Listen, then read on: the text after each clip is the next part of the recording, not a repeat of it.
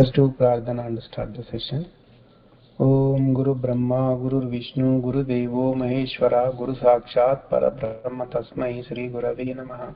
Om Annado Sri Jagannatha Madguru Sri Jagadguru Mamatma Sarva Bhutatma Tasmai Sri Gurave Namaha. Om Akhanda Mandala Karam Vyaptam Yena Characharam Tat Padam Darshitam Yena Tasmai Sri Gurave Namaha. The only Guru of three religions, Traitatiram originator, sensational writer, Hindu virtue donor, the Emperor of spiritual kingdom, Sri Sri Sri Acharya Prabodhananda Yogeshwar. We are learning Traitatiram Bhagavad Gita interpreted by Sri Sri Sri Acharya Prabodhananda Yogeshwarlu. We learned from 17th to 19th slokams from Purushottama prapti yogam chapter last week. Let us recap the meaning what we learned last week. The distinguished Purusha exists as another. He is the Paramatma. He haunted the three divisions of universe. He is inexhaustible, Lord and husband.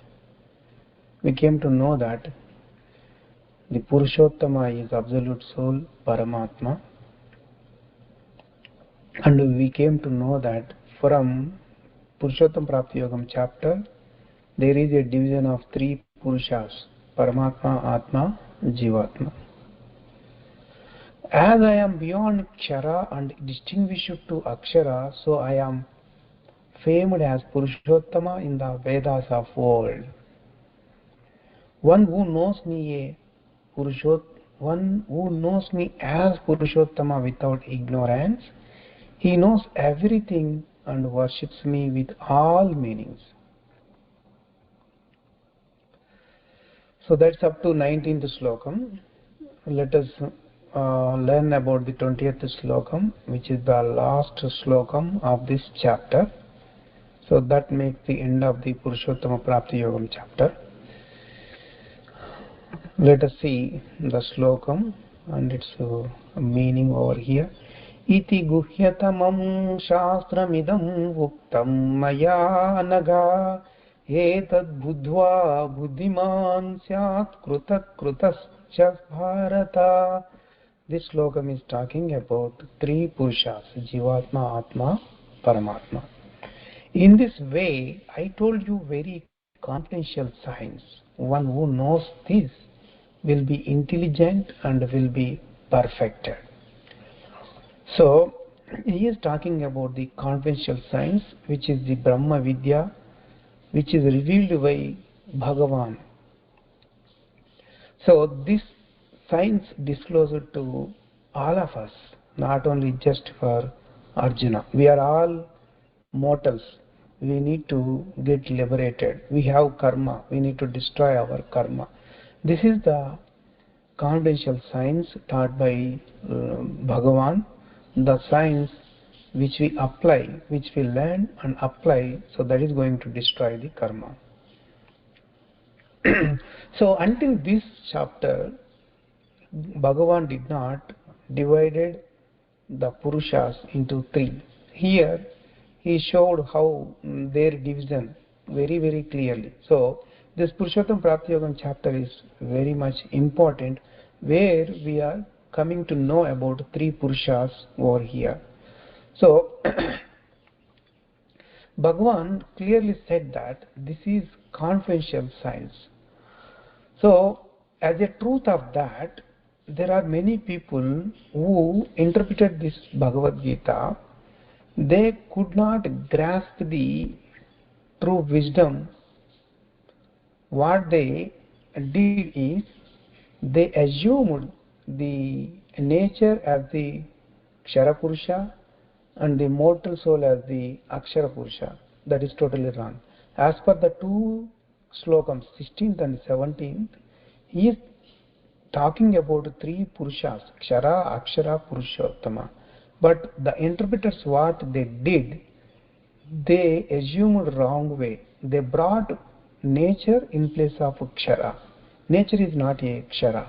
Kshara is the Purusha, is part of Paramatma itself. So Paramatma got divided, the absolute soul got divided into three, the Paramatma, Atma and Jivatma. So these three entities are male entities. So we should not call the male entity as a female entity, that is nature. So they brought unnecessarily the nature because they did not grasp the wisdom in a right manner. So and also Bhagavan mentioned that it is bound to the science. It means it is in the form of charter, statutory, right, statute or inscription we can say, and said the matters in the verse are the matters to be happened and are existing matters. These matters are existing matters. They will get proof at anywhere.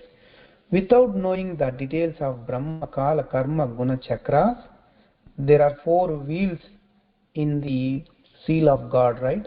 First one is Brahma, second one is Kala, third one is Karma, fourth one is Guna.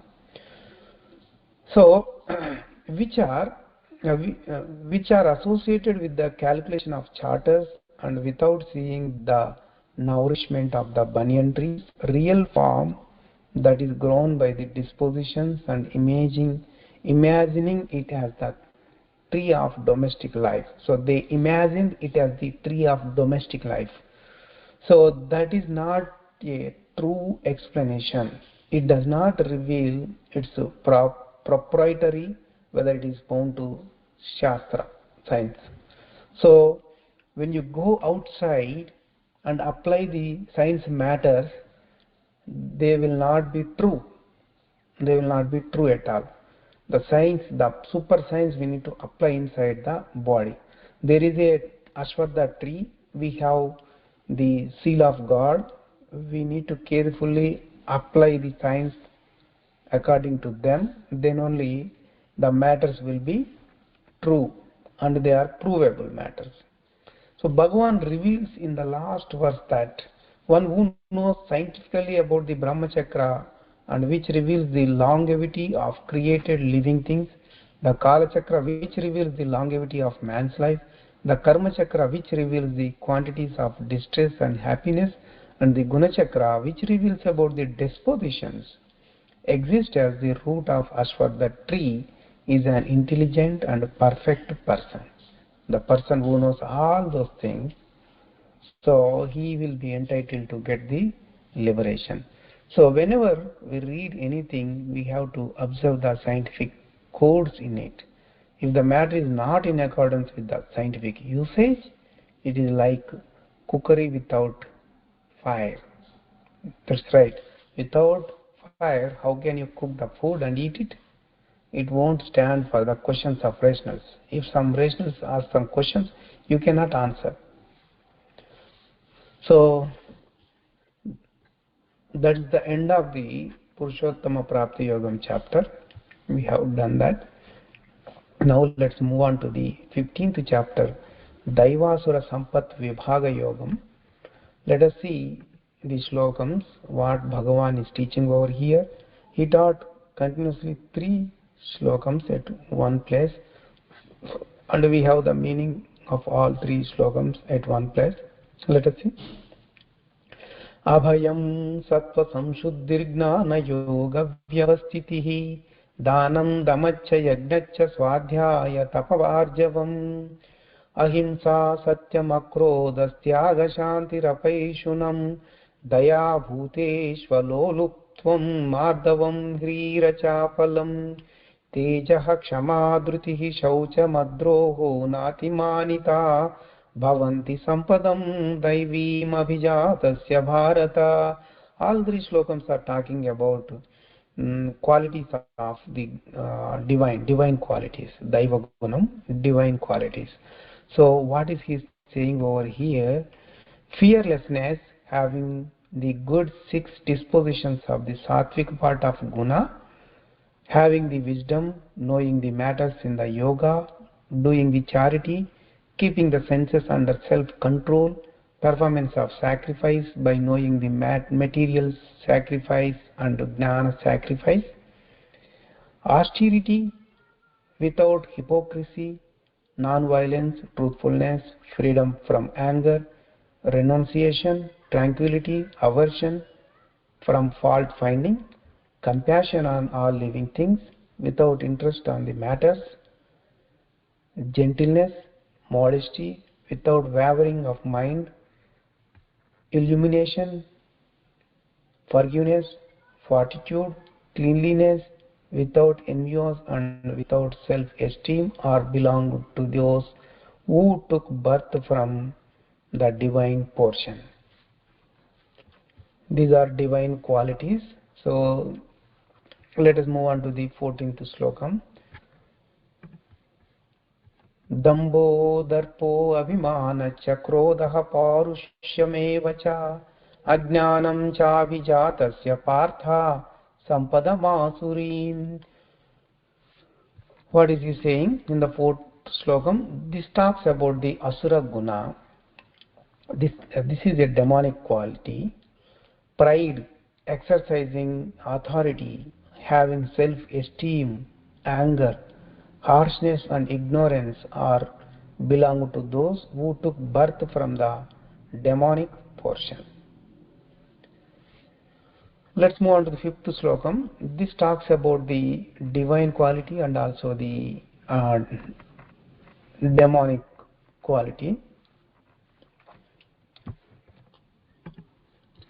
Daiva guna and asura guna both.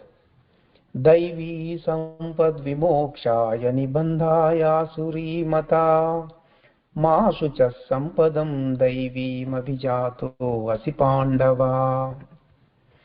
The divine qualities are conducive to the liberation. So if you have divine qualities, they will make you to get liberation.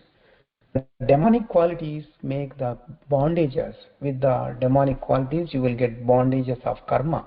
Do not worry, as you are born with the divine qualities. He is telling to Arjuna over here, not only to Arjuna, who are grasping the wisdom, they are all having the divine qualities. So here he is telling about two kinds of people. One is with the divine quality, another one is the demonic quality. So the divine quality leads to the divine and the demonic quality leads to birth, because he is going to earn the karma. Karma becomes the bondage. With the bondage he will be always in the birth and death cycle, so he will not come outside. If you have divine quality, what happens? So those who took birth with the divine quality, they don't go against the divine and they don't do any work against the divine and its wisdom.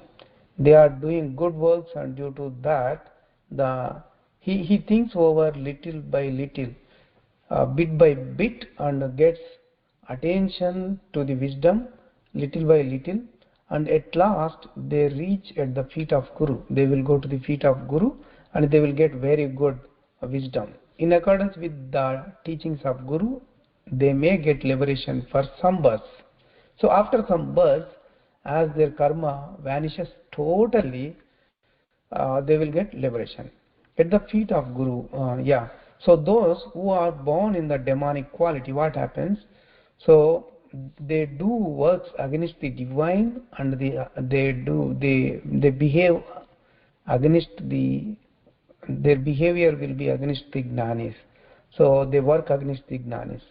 So because of that, they will go far away from the wisdom. So those who do not have attention to the wisdom will mock even the gurus. So they will, what they will do, they don't care the gurus. They criticize the gurus. So they abuse the gurus. So that they will do. By doing so, they will get more and more karma. They will not come closer to the wisdom at all. They will be going far away. They don't even find the shore of the wisdom.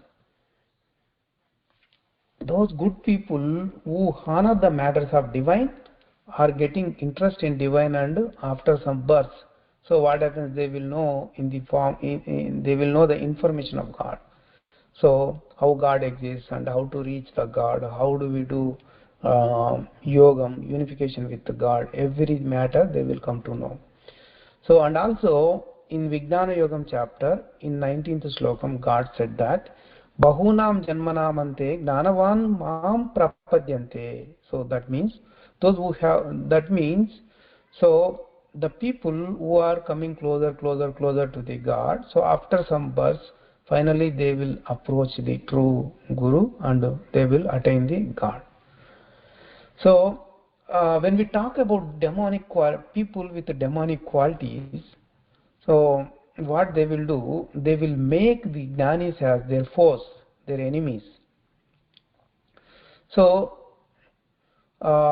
they may become the devotees of demigods, but not the true devotee of the God. They won't know matters of the Paramatma. They never know the wisdom and are getting far away to the shore in every birth. To the shore of the wisdom, to every birth. So they will go far away. So as Arjuna got birth with the divine qualities and he got the interest from many births, he got the true Bhagavan as the Guru. So those who take birth with the divine qualities are called Devatas or demigods. And those who take birth with demonic qualities are called the demons, asuras.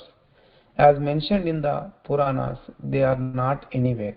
So some people say that in the Puranas they mentioned about the asuras, rakshasas, they will be somewhere and demigods will be somewhere. That is not true.